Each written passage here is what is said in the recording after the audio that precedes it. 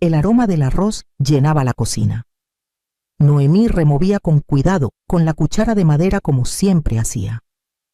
Esa cuchara tenía el mango gastado y una pequeña grieta que ella protegía con una cinta.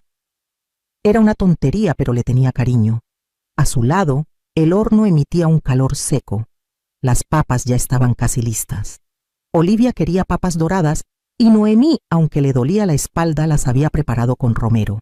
Entonces, sin levantar la vista del móvil, Elías dijo: «Si no fuera por tu pensión, ni te necesitaríamos aquí». Fue como si alguien hubiera abierto una ventana en pleno invierno.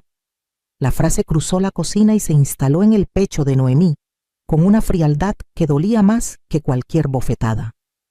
No hubo gritos, no hubo drama. Solo esa frase flotando en el aire seca y calculada. Noemí no dijo nada, ni una palabra. Terminó de remover el arroz, apagó el fuego y con manos temblorosas colgó el delantal detrás de la puerta. Elías ya había salido de la cocina indiferente. Inés, su nuera, ni se inmutó desde el sofá.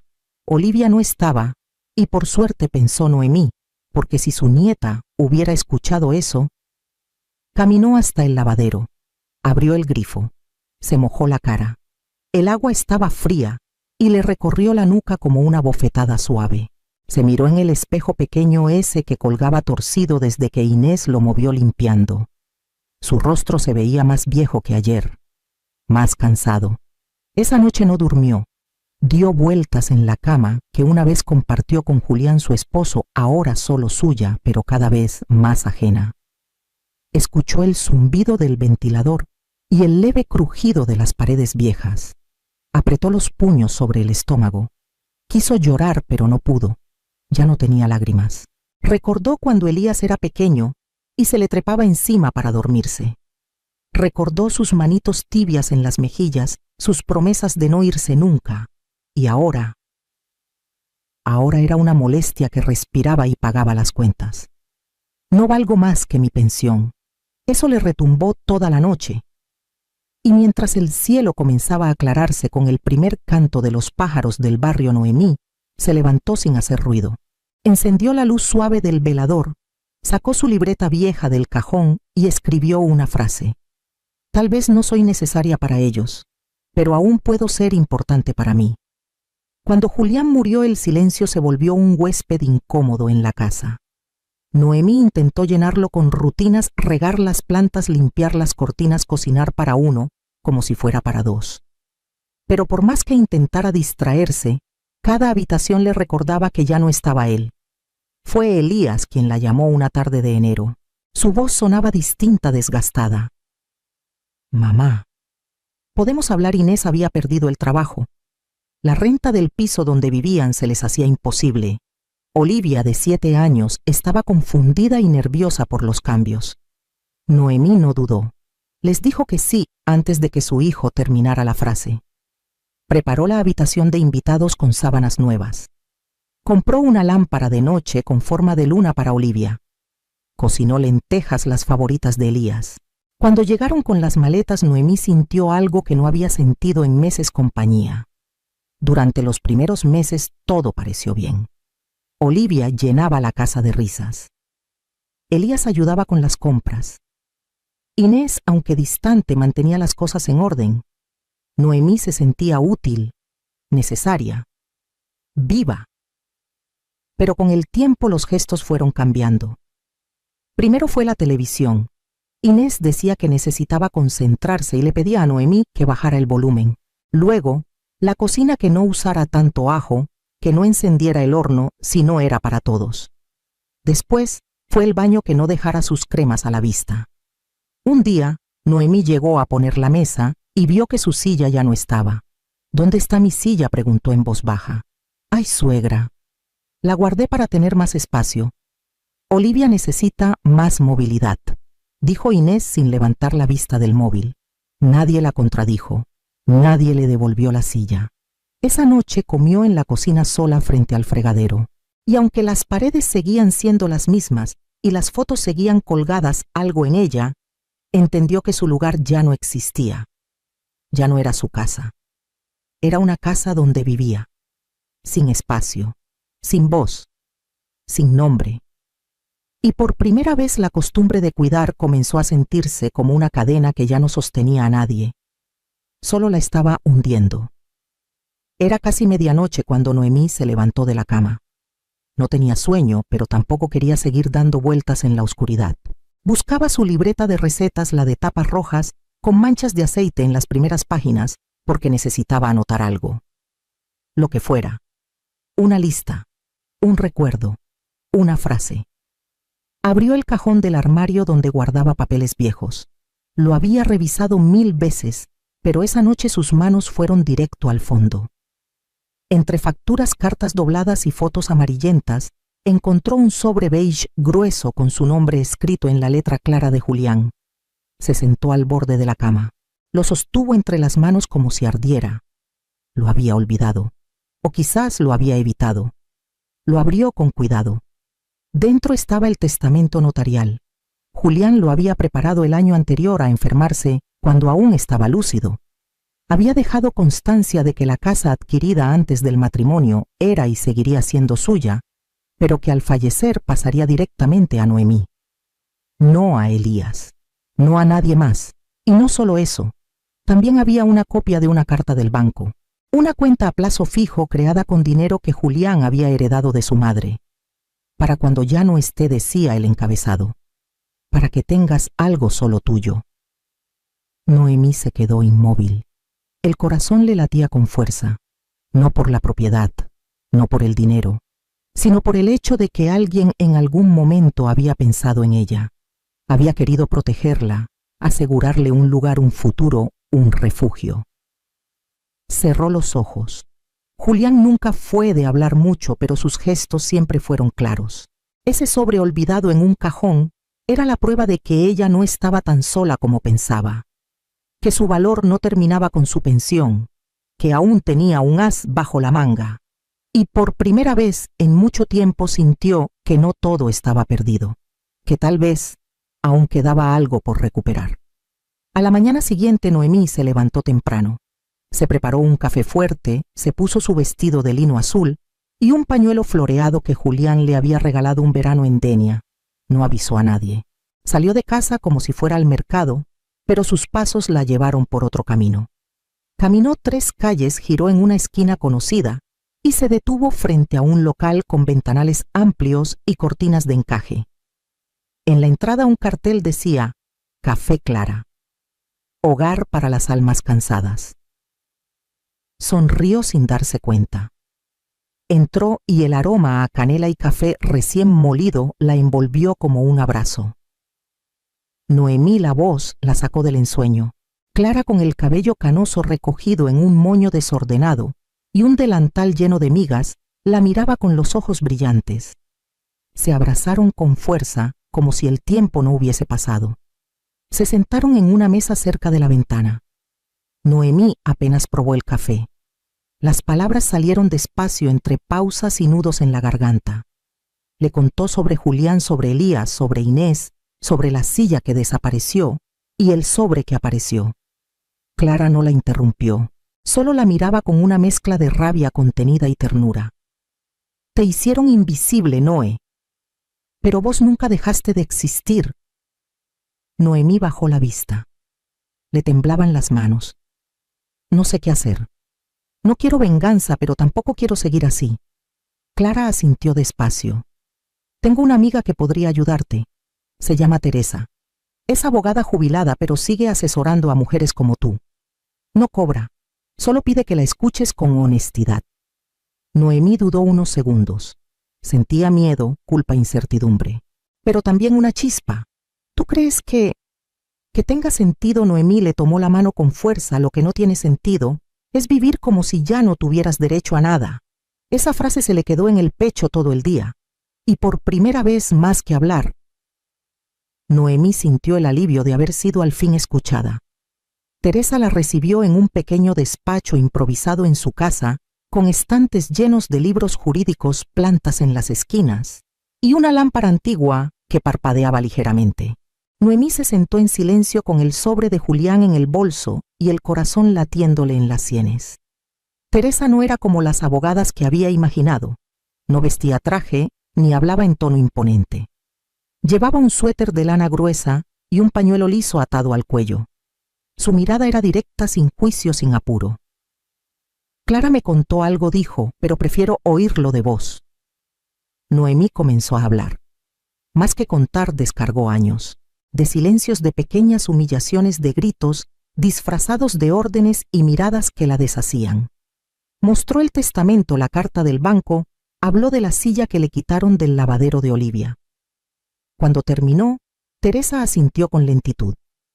Luego sacó una carpeta vacía y escribió Noemí García. Proceso. Acomodó los papeles dentro y levantó la vista. Lo primero que tenés que saber, dijo, es que la casa sigue siendo tuya. No importa si verbalmente dijiste otra cosa. Legalmente no firmaste ninguna cesión. Nadie puede echarte.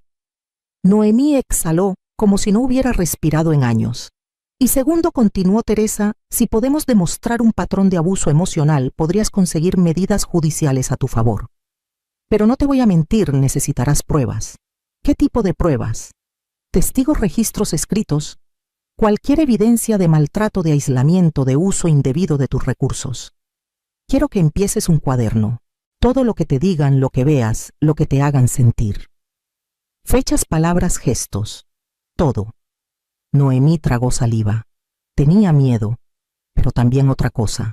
Algo que no recordaba haber sentido en mucho tiempo: propósito. Y si no me creen, susurró. Yo sí te creo, le respondió Teresa. Pero vamos a hacer que los demás también lo hagan. Antes de irse, Teresa le puso una mano en el hombro. Tenés algo que ellos no esperan. Tiempo. Silencio. Y ahora estrategia. Noemí salió del despacho con el sol en la cara y la carpeta en el brazo. Caminó despacio por la vereda, sintiendo cómo cada paso la alejaba un poco más del miedo. Y más cerca de una nueva versión de sí misma. Una que ya no tenía nada que perder. Y por eso podía empezar a ganar. Era una tarde tibia, de esas que no anuncian tormenta pero la esconden. Noemí estaba en la cocina pelando zanahorias cuando escuchó el timbre. Olivia abrió la puerta, pero fue la voz del cartero lo que la hizo detenerse. Elías Navarro, firma aquí, por favor. El silencio que siguió fue espeso. Noemí no se movió. Escuchó cómo Elías bajaba las escaleras, cómo el bolígrafo raspaba el papel y cómo la puerta se cerraba con un golpe seco. Segundos después, Inés apareció en la cocina con los ojos ardiendo. ¿Qué es esto?, gritó, agitando un sobre con el membrete del juzgado. Elías estaba detrás, pálido como las paredes. En la otra mano sostenía otro sobre del banco. Lo miraba como si contuviera una sentencia. Noemí secó sus manos con el delantal y se giró serena. Es una notificación. Dejo constancia de mi situación legal. Solo estoy defendiendo lo que es mío. Inés abrió el sobre y leyó rápido con los labios tensos. Nos estás denunciando. ¿Querés que vayamos todos a juicio? Quiero que se respete lo que me corresponde. Nada más. ¡Qué vergüenza! Después de todo lo que hicimos por vos. Noemí sintió cómo se le hinchaba la garganta, pero no bajó la mirada. ¿Y qué hicieron? Usar mi pensión, sacarme de mi cuarto, tratarme como si estorbara a Elías. Intentó decir algo, pero no le salieron las palabras. Solo se quedó ahí, sosteniendo el sobre del banco, donde seguramente ya le habrían informado que la cuenta estaba congelada, que las transferencias automáticas habían cesado. Esto no es necesario, mamá, murmuró sin fuerza. Lo fue desde el primer día que me hiciste sentir invisible. Olivia asomó la cabeza desde el pasillo. Sus ojos iban de un rostro a otro en silencio. Noemí volvió a su olla y encendió el fuego sin decir más. Dejó que el sonido del agua hirviendo hablara por ella. Y en ese gesto sencillo, sin gritos ni portazos, supieron que no era la misma. Que no estaba pidiendo permiso. Que esta vez había aprendido a defenderse sin pedir perdón. Los días siguientes a la notificación fueron un desfile silencioso de pequeñas violencias. Noemí lo sabía. Teresa se lo había advertido. Ahora que mostraste los dientes van a querer arrancártelos. Inés comenzó cerrando el baño del pasillo con llave. Le dijo que era por seguridad, pero Noemí entendió que era otra forma de decir, no entras más aquí. Tuvo que usar el baño del lavadero donde no había agua caliente y el techo goteaba cuando llovía. Después vino la comida. Por la mañana el pan ya no estaba en su sitio. La leche se había acabado aunque la heladera seguía llena. Cuando preguntaba a Inés, alzaba las cejas y decía, «Ay, suegra, debes haberlo terminado vos sin darte cuenta». Noemí no discutía. Apuntaba la fecha y la hora en su cuaderno escondido entre los libros de recetas. Cada acto quedaba registrado, cada palabra, cada silencio hostil. Olivia observaba, callada pero atenta. Veía cómo su abuela se preparaba té con agua del grifo y una bolsa usada, cómo comía galletas duras mientras ellos cenaban pizza, cómo bajaba la vista cada vez que Inés entraba a una habitación. Una tarde Olivia entró en la habitación de Noemí con una hoja en la mano. Tenía letras redondeadas, tachones y palabras subrayadas. «¿Qué es esto, mi amor?» «Una carta para el juez». «¿Por qué?» «Porque te están tratando mal y eso no está bien». Noemí se quedó en silencio con la hoja temblando entre los dedos. Olivia se sentó a su lado y le acarició el brazo. «Yo vi cuando te sacaron la silla. Vi cuando te gritó mamá, cuando papá no dijo nada y cuando comiste sola en la cocina». Noemí no pudo hablar. La garganta se le cerró con una mezcla de tristeza y ternura. Puedo leerla en voz alta en el juicio. «No sé si vas a poder estar ahí», susurró Noemí. «Entonces dásela al juez, yo la firmo». La abrazó con fuerza. Ese cuerpo pequeño, ese corazón grande. Y entendió algo que a veces el amor no necesita ser enseñado. Que hay niños que ven, sienten y eligen estar del lado correcto sin que nadie se los pida. El juzgado olía a papeles viejos y aire cerrado. Noemí estaba sentada en una silla de madera, las manos cruzadas sobre el regazo, el cuaderno con las anotaciones en una carpeta beige. Teresa, a su lado, le apretó el brazo con suavidad. «Vas a estar bien». Del otro lado de la sala, Elías bajaba la mirada. Inés no había querido asistir. «No pienso ser parte de ese show», dijo. Pero el que estaba ahí con los hombros caídos y el rostro descompuesto era su hijo. Su hijo, que alguna vez durmió sobre su pecho, que un día le dijo, «Mamá, no me sueltes nunca». El juez pidió silencio y Noemí fue llamada a declarar. Se levantó con el corazón golpeando como un tambor, pero sus pasos fueron firmes. Se sentó, juró decir la verdad y empezó a contar. No hubo exageraciones, no hubo drama, solo hechos. Dijo cómo la fueron desplazando, cómo su habitación se convirtió en trastero, cómo comía sola mientras su familia cenaba junta.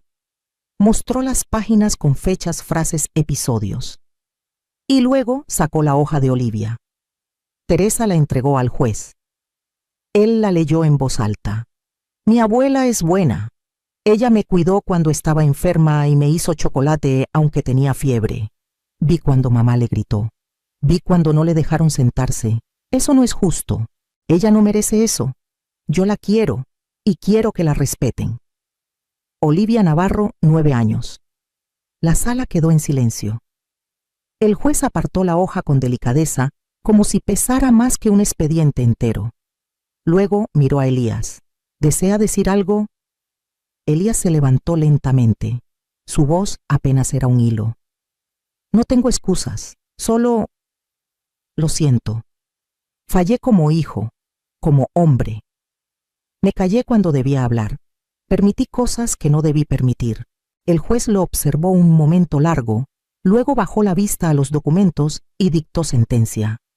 Restitución inmediata de la bishabitación de Noemí. Acceso libre a los espacios comunes. Prohibición de conductas hostiles y control compartido de la cuenta bancaria. Todo era justo, todo era correcto. Noemí no sonrió, no al menos por fuera, porque la justicia puede dar respuestas, pero no siempre alcanza a cerrar las grietas del alma. Y eso solo el tiempo y el amor verdadero sabrían intentarlo. La sentencia llegó como una brisa que no arrasa pero despeja. Noemí no celebró con palabras ni con gestos. No hubo venganzas, ni mudanzas forzadas, ni maletas en la puerta. Pero algo cambió, y se notó. El primer cambio fue su puerta la cerró. Por primera vez en mucho tiempo, su habitación volvió a tener un pestillo por dentro, su espacio, su aire. Luego llegó la conversación. Una tarde en la mesa del comedor, Noemí habló con voz baja pero firme. A partir de ahora contribuirán con una parte del alquiler. Yo no voy a mantener esta casa sola. Y necesito mi privacidad, mi tiempo. Elías asintió. No dijo mucho. Tal vez aún procesaba la vergüenza. Inés frunció los labios, se levantó sin terminar su té y subió las escaleras sin mirar atrás. Esa noche hizo su maleta. Dijo que se iría por salud mental. Nadie la detuvo. Noemí no lo vivió como una victoria. Era solo el resultado natural de poner límites. Cuando uno deja de agachar la cabeza, algunos se alejan por sí solos. Con el tiempo, la casa se volvió más silenciosa pero más respirable. Olivia seguía entrando a su habitación para leer juntas. Elías empezaba a hacerse cargo de cosas pequeñas, ir al supermercado, tender la ropa. Eran gestos nuevos, gestos torpes, pero valían. Un sábado Noemí pasó por la biblioteca del barrio. Había un cartel en la entrada: taller de escritura autobiográfica para mujeres mayores de 60. Se detuvo frente al cartel más de lo esperado. Entró. La primera clase fue difícil. No sabía por dónde empezar. Pero cuando la profesora dijo: escriban sobre la última vez que se sintieron invisibles, su mano no dudó. Las palabras salieron como un río guardado. En cada frase que escribía se soltaba un poco más. No para denunciar, no para herir, sino para reconstruirse, porque entendió que no todo lo que se rompe está perdido, y que tal vez la mayor libertad no es la que grita venganza, sino la que en silencio elige seguir viviendo.